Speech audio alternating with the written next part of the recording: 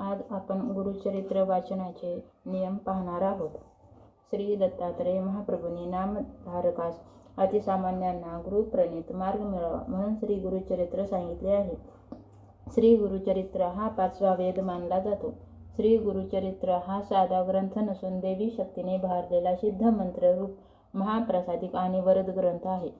श्री गुरुचरित्राचे पारायण हे अंतःकरण शुद्ध असताना केलेले चालू शकते, पण शास्त्रशुद्ध सप्ताह करण्यासाठी खालील नियम पाळावेत.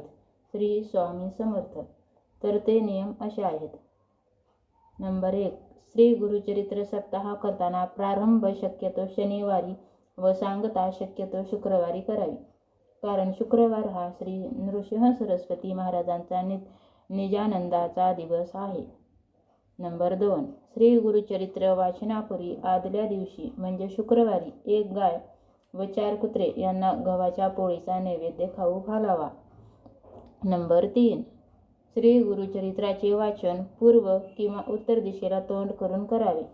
वाचनापूर्वी रोज श्री दत्त महाराजांच्या फोटोची व पोथीची पूजा करून 1 माळ गायत्री मंत्र व 1 माळ श्री स्वामी समर्थ या मंत्राचा जप करावा व श्री गणपती अथर्वशीर्ष वाचून पोथी वाचनास सुरुवात करावी. नंबर 4. श्री गुरुचरित्राचे वाचन पहाटे 3 ते सायंकाळी 4 या दरम्यान करावे. दुपारी 12 ते 12:30 ही वेळ श्री दत्त महाराजांच्या भिक्षेची असल्याने त्यावेळेस पारायण वाचन बंद ठेवावे. नंबर 5.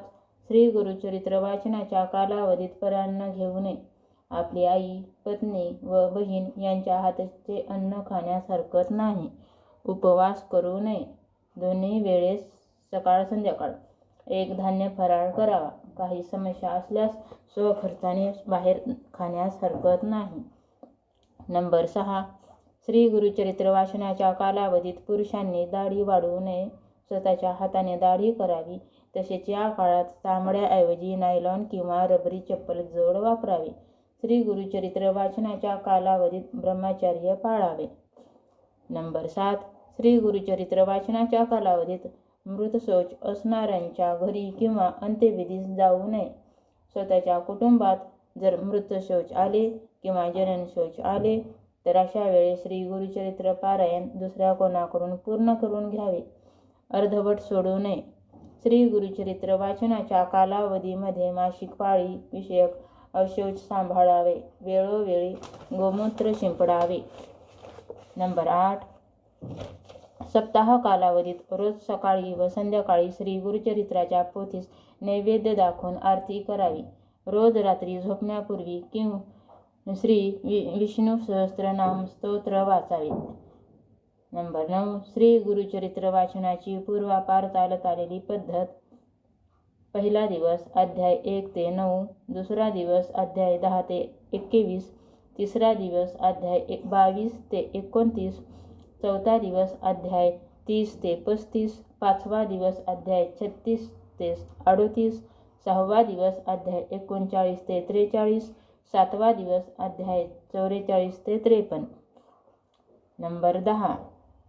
श्री गुरुचरित्र सप्ताह हा 7 दिवसाचे 1 पारायण या पद्धतीने करावयाचा असतो, परंतु 21 दिवसात 3 पारायण, 49 दिवसात 7 पारायण करावयाचे देखील पद्धती आहेत. 7 दिवसाच्या सप्ताहाची 8व्या दिवशी सांगता करावी. सांगतेच्या दिवशी सकाळी 10:30 वाजता श्री दत्त महाराज, श्री कुलदेवता, श्री स्वामी समर्थ महाराज 1 श्री गुरुचरित्र ग्रंथाकरता नैवेद्य मांडावा. ग्रंथाचा नैवेद्य गाईला खाऊ घालावा किंवा स्वतः घ्यावा व मगच आपण भोजन करावे. नंबर 11. श्री गुरुचरित्र वाचनाच्या कालावधीमध्ये सुद्धा आपल्या नित्यसेवेमध्ये खंड पडू देऊ नये. श्री गुरुचरित्र 3 दिवसीय वाचू नये. 1 दिवसीय पारायण फक्त दत्तधाम व राष्ट्रसेवेसाठी करावे. वैयक्तिक पारायण 7 दिवसांचे असावे. श्री गुरुचरित्राच्या निष्ठापूर्वक पारायणाने अनुभूतीपूर्वक साक्षात्कार होतो. हे या ग्रंथाचे मोठे वैशिष्ट्य आहे. दुःखितांना, वेगवेगळ्या प्रकारच्या शापितांना, असाध्य आजार झालेल्यांना, जारण मारण भानामती इत्यादींनी ग्रस्त झालेल्यांना, पितृदोष असणाऱ्यांना श्री गुरुचरित्र हे एकमेव साधन आहे. श्री गुरुचरित्र हे हवनयुक्तही करता येते. त्यासाठी घरात तात्पुरते विटांचे कुंड बनवून त्यात गहू, तांदूळ, साखर, तीळ व तूप असे एकत्र करून हरितद्रव्याप्रमाणे प्रत्येक ओवीस स्वाहा म्हणून स्वाहाकार करावा. अति आजारासाठी नाडीवर देखील श्री गुरुचरित्र वाचता येते. श्री स्वामी समर्थ.